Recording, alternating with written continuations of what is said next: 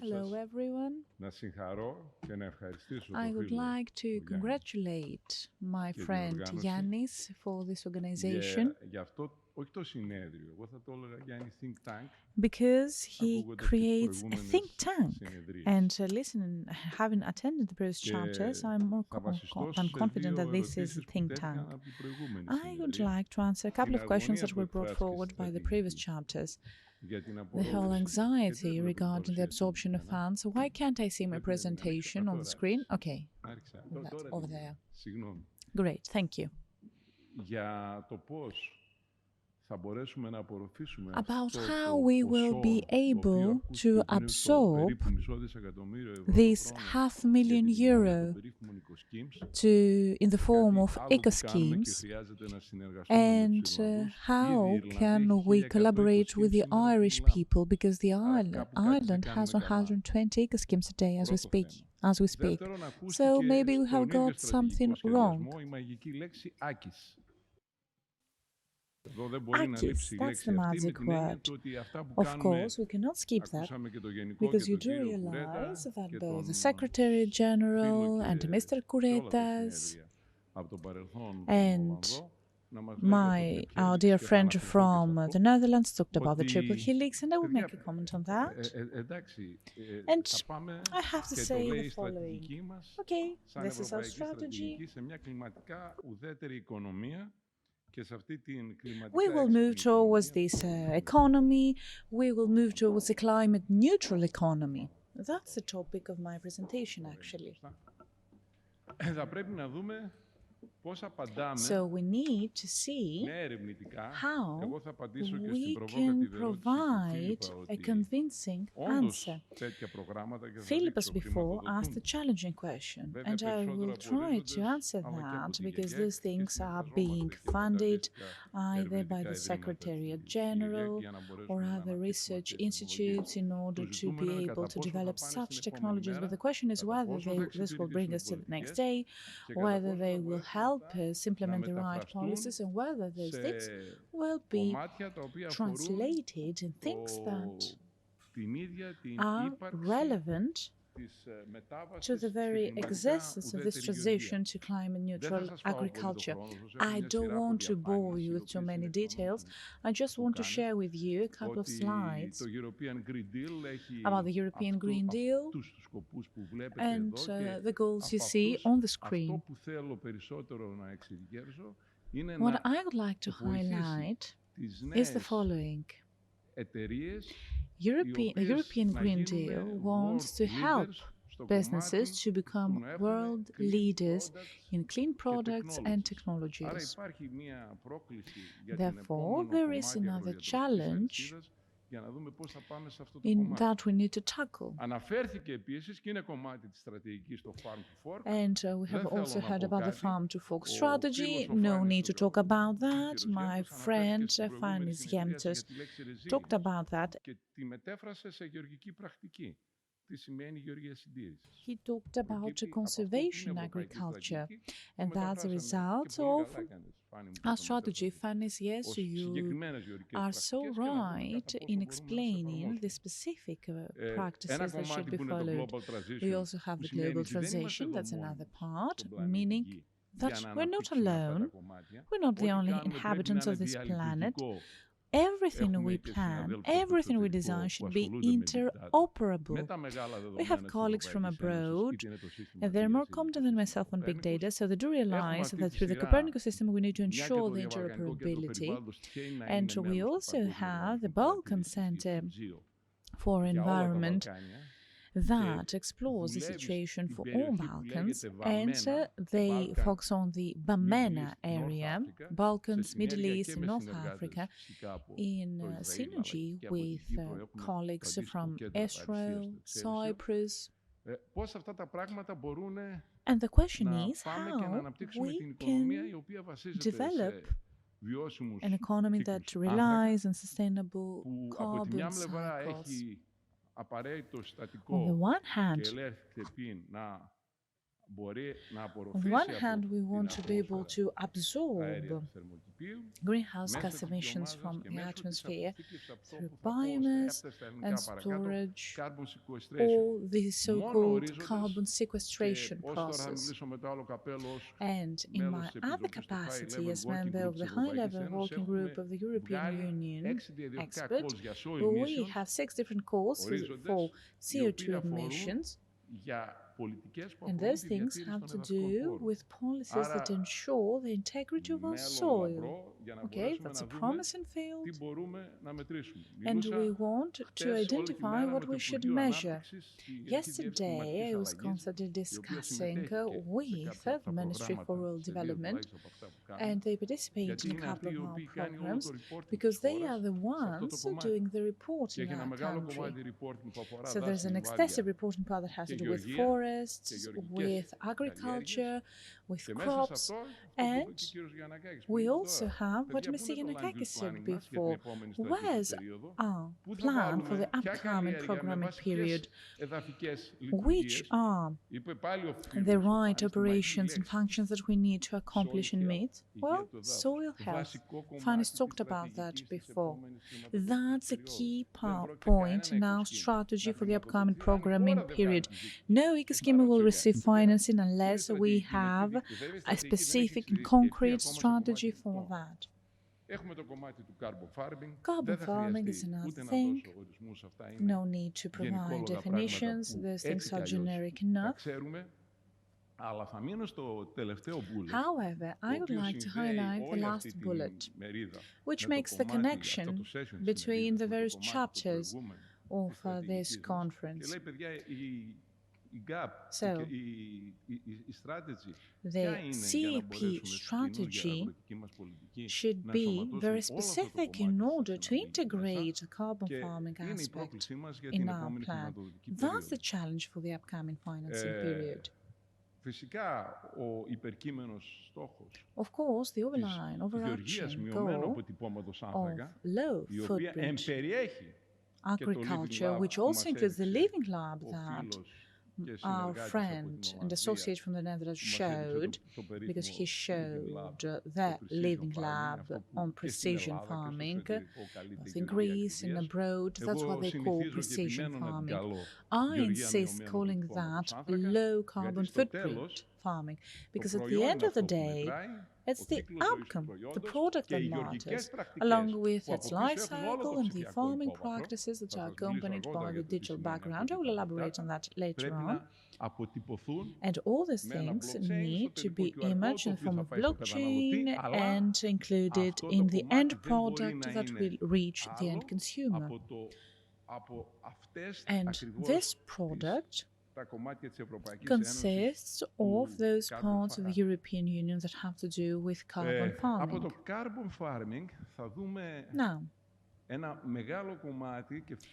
let's now start with carbon farming and approach the impact, the cost of carbon farming, something that has been overlooked by the Greek agriculture. I'm talking about agroforestry. That's an issue that should be carefully considered. My dear Fanis, the question is, how can we grow the abandoned? How can we increase the abandoned lands? We know that there is a specific measure in the previous operational program, and nothing happens in terms of agroforestry. Because we know that we could also grow Greek traditional products based on chestnut, for example. We have apples and chestnut at Pelion. They're included in the system through the green farming part that should be promoted. But all these things need to meet the needs and requirements of the CAP and, of course, include the aspect of technology there. This brings me to the big question asked by Philippus. Which are the challenges of science through research and innovation?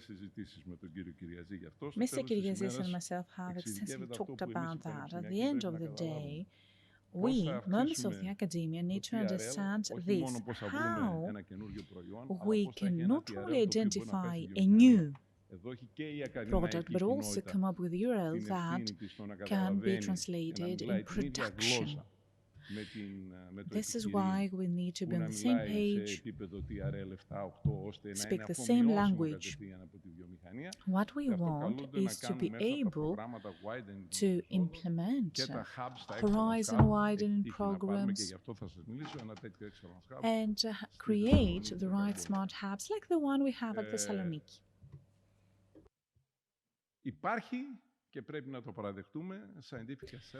Okay, scientific uncertainty is on the agenda. We know that. This has to do with scaling up. What does it mean? It means that I'm not going to carry out this or the other experiment just to produce, let's say, spirulina or anything else. I want to use that in order to have a product that will be in the mid-scale, that will have a clearly specified and described procedure, something that the industry will want to buy. How scalable are your products? That's the question to ask the industry, and whether we have considered this aspect prior going into the production phase. Well, at the end of the day, all those things lead us to carbon cycle. I started my presentation talking about what we should do. Philippus talked about my laboratory. We have the spectral analysis and remote sensing laboratory. And this is something that allows for exponential access to satellite big data. 5 years ago, I couldn't have seen that coming. The sensor that had been given to us by the European Space Station to test for the past 3 years is an EMAP sensor. It's supraspectral, and it will enter into orbit again, meaning that we will have a vast volume of data on those things. And the question is whether we are ready to live up on the occasion, to rise on the occasion of all those things. Right now,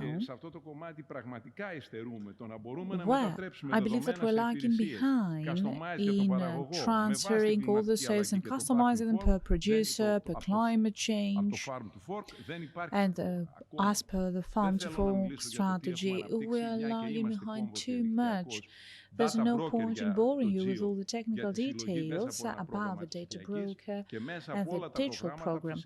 But the point is that, in collaboration with our stakeholders and partners, the Netherlands included, why not, we should collaborate in order to move forward. And yesterday, at the Ministry of Rural Development, we were discussing monitoring, reporting and verification, its course and the accuracy that can be achieved so that our country can provide reporting, include the baseline of the reporting, and beyond the baseline, we want to be able to show the mitigation techniques, meaning the reduced consumption in order to get to the carbon stock exchange for those products.